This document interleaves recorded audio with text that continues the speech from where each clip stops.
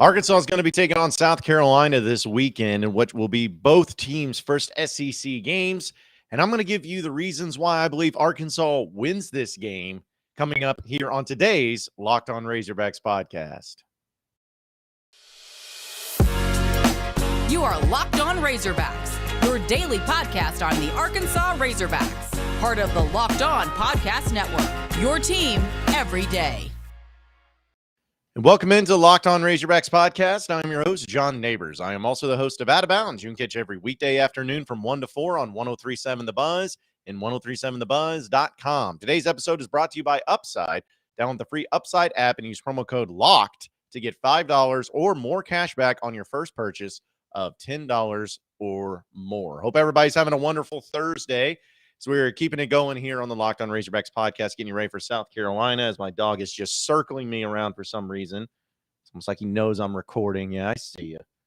So, but anyways, it's going to be a great weekend for college football. The weather's beautiful outside too, especially at least here in the central Arkansas area. I think when I walked outside, it was like 78 degrees. Ooh, just can't get any better than that. But either way, Arkansas and South Carolina this weekend, I know is going to be an intriguing matchup. I would even make the argument, though, just from talking from a lot of you here on the podcast, that you feel more confident, honestly, in this game than you did against Cincinnati. Or at least you feel like the same way I do, where after you beat Cincinnati, it's like, all right, got that out of the way. Let's move on and hopefully get a little bit of a better matchup, a less physical matchup, and something that you can get against South Carolina, which, we'll see how that actually goes, but that's how the feeling is right now.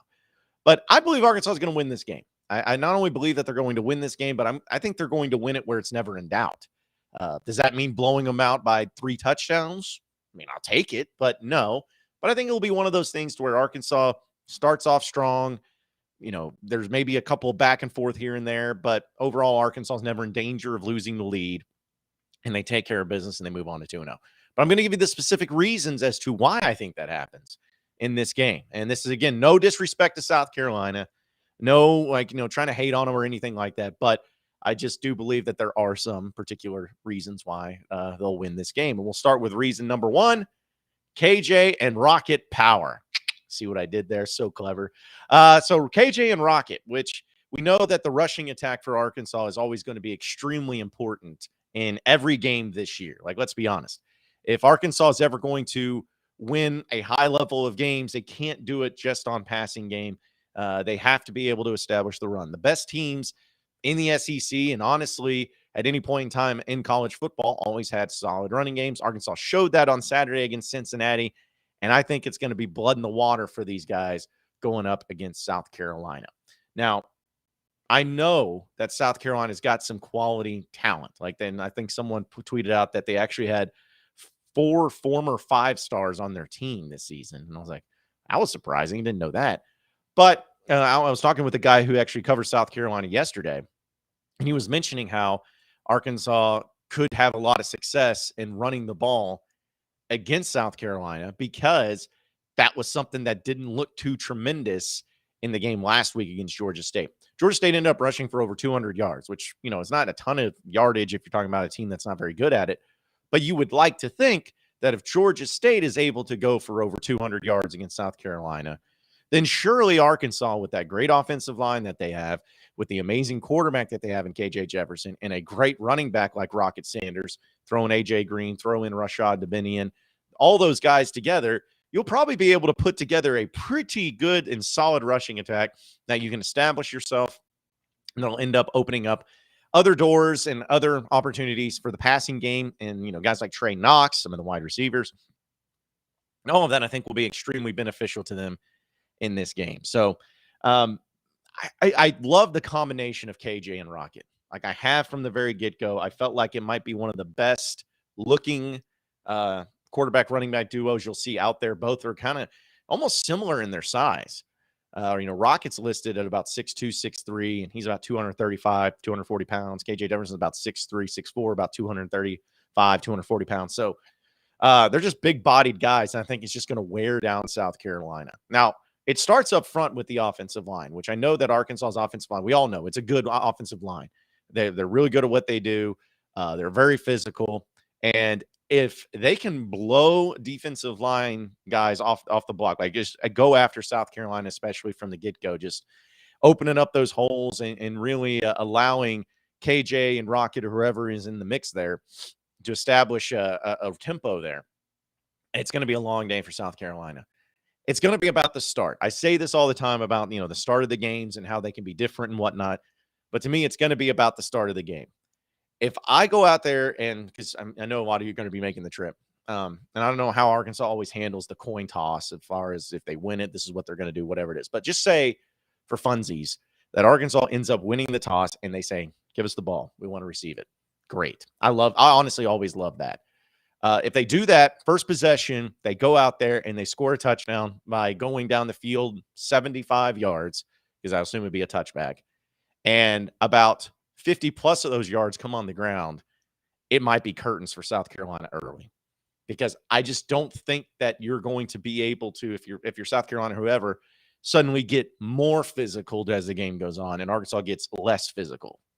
I just don't think it's set up that way. I don't think Sam Pittman has it set up that way. I don't think anybody has it set up that way, especially when you're going up against a Sam Pittman coach team. So if they start with the physicality and overpowering South Carolina in the beginning, I don't think South Carolina is good enough and physical enough to overcome that and to bring into there again. And then on top of that, if you got KJ and Rocket, because again, I'm using those two guys because they're kind of the main bell cows for Arkansas in the rushing attack. If you're using those guys effectively where they're making the right decisions, particularly KJ, do I hand it or do I keep it? If they got a good thing going on there and KJ's doing a really good job of reading his progressions and reading, the defense and seeing how it all goes, then suddenly you're going to have Rocket end up having big games and in something to where it could be like 8 to 10 yards a pop. And then you get right back to the line. And then it's like, oh, these linebackers or whoever just had to tackle Rocket. Well, then they got big old KJ Jefferson coming through the hole and about to knock them out. Like, all those things together are just like, geez, this could be deadly. It could be deadly. But I believe that that's the main reason, or at least the number one reason why I think Arkansas wins this game. I think the combination of KJ Jefferson and Rocket Sanders is just going to be way too much for them to overcome. They may have their moments of success. They may have their moments of stopping Arkansas and forcing them to punt. I just think that probably will happen at some point in time. But as long as you got those two guys running the ball effectively like we know that they're capable of, I'm always going to I am going to pick Arkansas to end up doing big things there as well. Folks, I got to tell you about Upside. Cringing at the pump to getting those eye-popping checks at your favorite restaurant. Inflation is hitting us all where it hurts, believe me, and it really hurts. That's why I started using Upside. Upside is an incredible app for anyone who buys gas, groceries, or dines out, because with every purchase, you're earning cash back thanks to Upside. I mean, it's something that really, you think about ways to save money. But how about ways to earn money? That's what Upside's able to do. Just with the stuff that you're going to do no matter what, you're going to put gas in your tank. You're going to go out and eat food. So might as well try to make some money on it. So to get started, go download the free Upside app and use promo code LOCKED and get $5 or more cash back on your first purchase of $10 or more. Next, claim an offer for whatever you're buying on Upside. Check in at the business, pay as usual with a credit card or debit card, and then get paid for it. In comparison to credit card rewards and loyalty programs, you're going to earn up to 3 times more cash back by using Upside. Upside users are earning more than $1 million every week, and that's probably why they have a 4.8 star rating on the App Store. So download the free Upside app and use promo code LOCK to get $5 or more cash back on your first purchase of $10 or more. That's $5 or more cash back on your first purchase of $10 or more using promo code LOCKED with Upside. You are Locked On Razorbacks, your daily podcast on the Arkansas Razorbacks, part of the Locked On Podcast Network, your team every day. Okay, so continuing on and talking about the reasons why I believe Arkansas is going to beat South Carolina this weekend, we can dive into different ways of physicality and different specifics with players and everything. But the next reason, though, I kind of want to be a little bit more specific is rattling Rattler, right? Another little clever pun. I cracked myself up. Rattling Rattler. Now, Spencer Rattler, admittedly, is not a bad quarterback like some people try to make him out to be. Some people try to say he sucks. That's dumb. Anybody that says that is dumb. He's not a terrible quarterback. Now, is he one of the best quarterbacks in the SEC? No. Is he middle of the pack? Probably. Like, if you think about just in the SEC in general, you're going to have Bryce Young probably number one. I put KJ at number two, but you'll have KJ, you'll have Hendon Hooker, you'll have Will Levis from Kentucky. People have the kid out of Mississippi State. I just lost his name. Is it Rogers? Yeah, Will Rogers. There. I don't know why I lost that, but Will Rogers will probably be above him. Maybe Anthony Richardson now at Florida. That dude looks good, so he would be above him. Stetson Bennett, yeah, probably. You may put him above him. So you're talking about where it's not necessarily that Rattler's awful. It's just there's a lot more better quarterbacks in the SEC. And so you have to respect him in that regard. He is a guy who's capable of beating you. He's capable of making good throws. He's capable of being really good. But for whatever reason, he's had his struggles. He struggled2 week. He threw 2 interceptions against Georgia State. And a lot of that has to do, honestly, and this is another thing that I talked about with the South Carolina guy from yesterday. A lot of that has to do with the fact that his offensive line is terrible. Like, that's the way the guy put it to me yesterday. The South Carolina guy, the guy that covers South Carolina, he told me that their offensive line is terrible. Apparently, last year they struggled with this, and this year it doesn't look any better.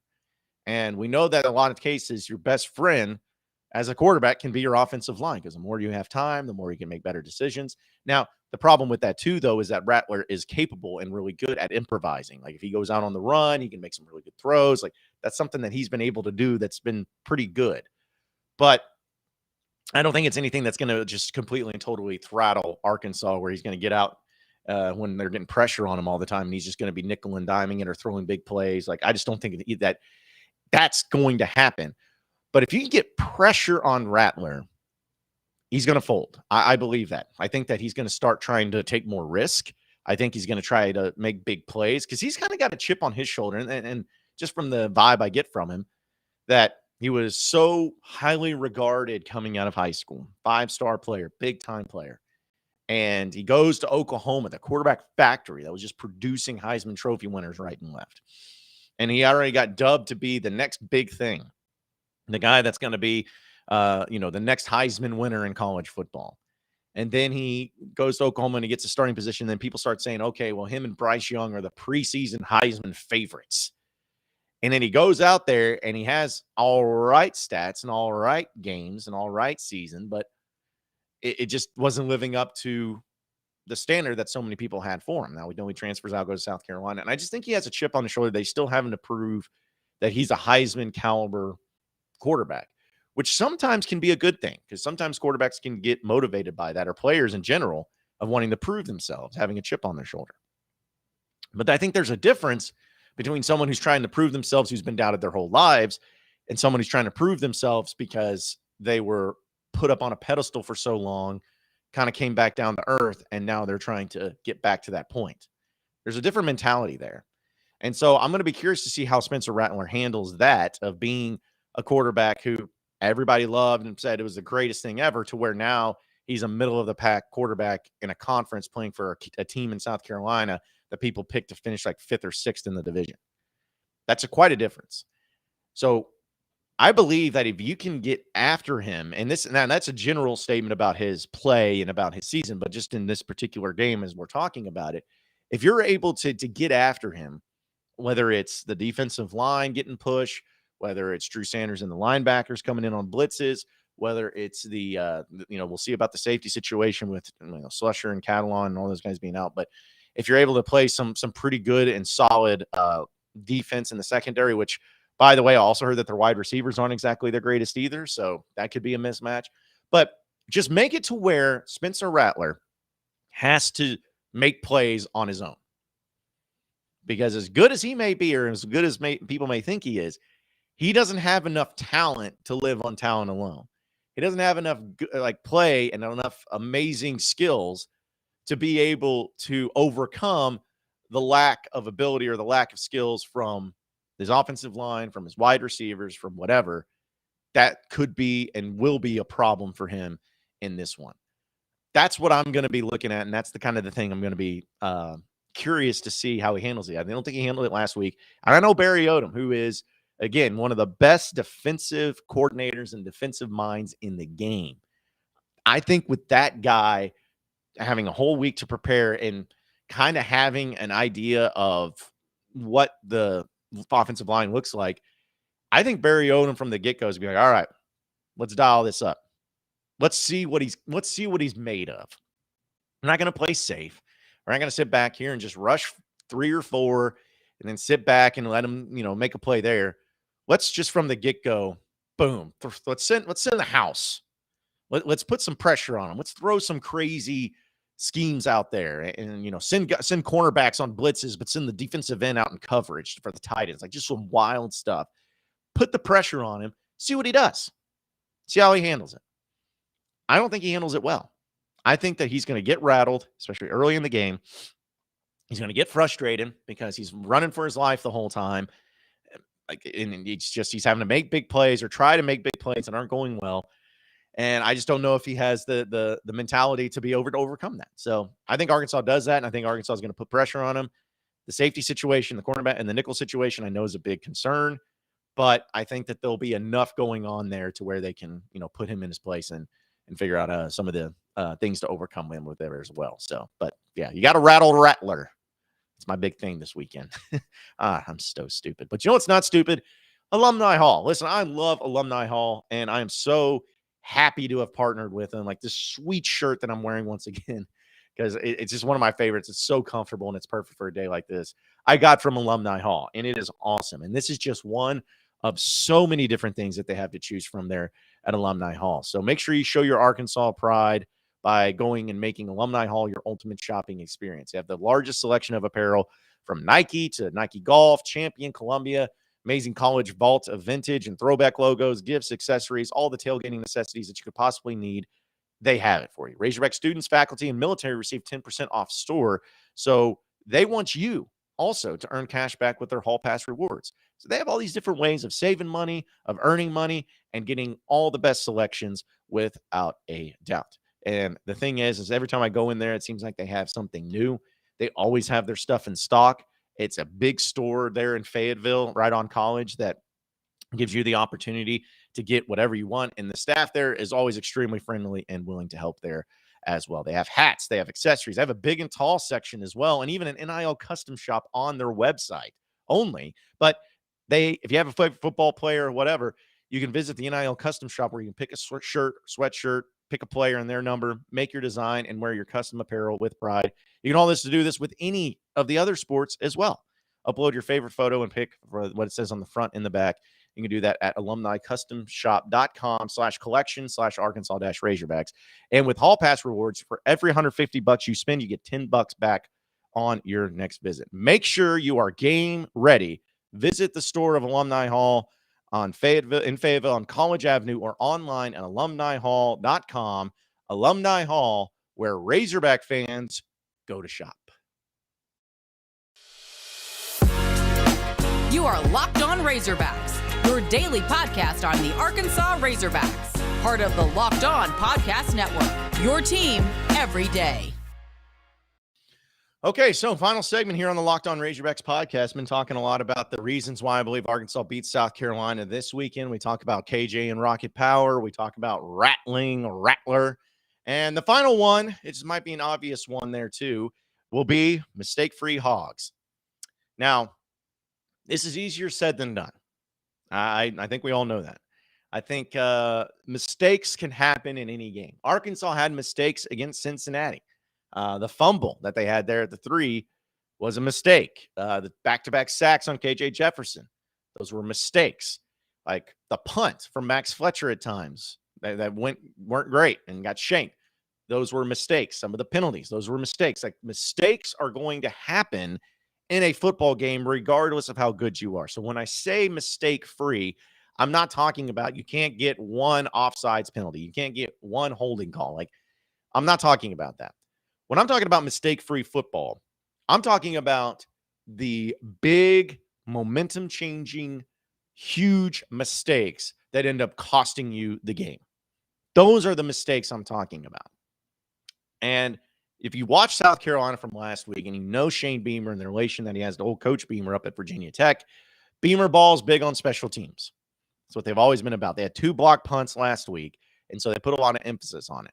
So first off, the mistakes are going to have to be free from special teams. Kick the ball into the end zone every time. Don't get cute. Make it be a touchback. Make them go 75 yards. Just do it that way. All right? That's number 1. Number 2, block. Block, block, block. Protect, protect, protect. Field goal, punts, does not matter. Do everything you possibly can to make sure that you're looking at all the different phases to not let anything get by you to where a block punt or a block field goal ends up changing the complete and entirety of the game whenever you get up there.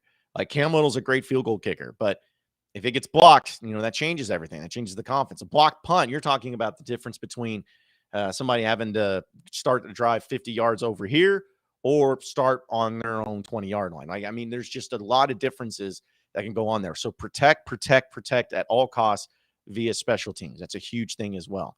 And also just be smart. Don't muff punts. We saw with LSU, they had a problem with that. I'm not saying Arkansas will have a problem with that, but I just think that overall that'll be something that they must remember and work on and be there for. Got to make sure that you do that as well. So special teams can't have any of those big plays like there too. And it comes to turnovers as well. Arkansas had a turnover last week in a fumble and ended up only costing Arkansas 3 points, which was great because it could have been so much worse than what it actually was. But don't have those types of strip sack, fumbles, stupid plays because somebody's not blocking or maybe KJ's trying to do too much, whatever it is. Just be sure to be on your toes and on edge and making sure that none of those things happen. Don't throw any interceptions. KJ does a really good job of protecting the ball when he throws his passes. Do the same thing. Don't allow any of these interceptions to happen. Don't give South Carolina all these opportunities to make up for any lost ground that they may have. And on top of playing mistake-free, also, I guess, penalties. I know that, again, penalties are going to happen in a game, but do not have it to where you're putting your offense behind, especially. Like if it's 2nd and 3 and you run the ball, you get called for holding, and now it's 2nd and 13, that's problematic. Or on 3rd down when it's 3rd and 4 and you run the ball and you get hold, now it's 3rd and 14. Like you just don't have those bad penalties that set up the offense. And then defensively, just play solid. Like I think that you're gonna get a lot of pressure on Spencer Rattler. Don't hit him late. Don't hold the guys in the secondary. Like I know there are going to be some times where he's running out and they're going to improvise there too. And the cornerbacks and defensive backs are going to have to make sure the man is in place and not to let him get by or anything like that. Like I get that. I totally understand that. But don't commit any penalties and don't end up setting yourselves up for failure, especially when you have great starts in that game. So that's what I mean by mistake-free football.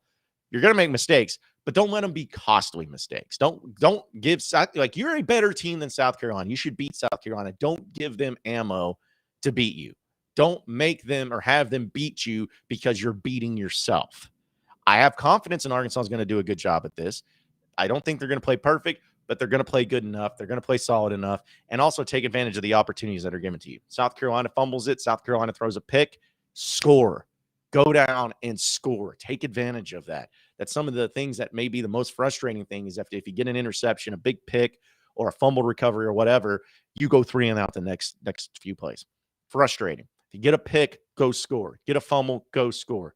Get a big punt return, go score. Whatever it is, go score. Take advantage of their mistakes and make them pay because that's how you wear a team down defensively, offensively, special teams-wise, just as a team in general, mentality-wise. That's how you wear them down. So there you have it. Those are my 3 reasons why I believe Arkansas is going to beat South Carolina this weekend. I appreciate everybody listening into the Locked On Razorbacks podcast. Be sure to like and subscribe to the podcast on iTunes or on Google Play. You can also get after me on Twitter at BuzzJohnNeighbors for any questions, comments, concerns that you may have. We'll keep it going from there. Same podcast time, same podcast channel tomorrow afternoon. Have a great day, everybody. We'll see you then.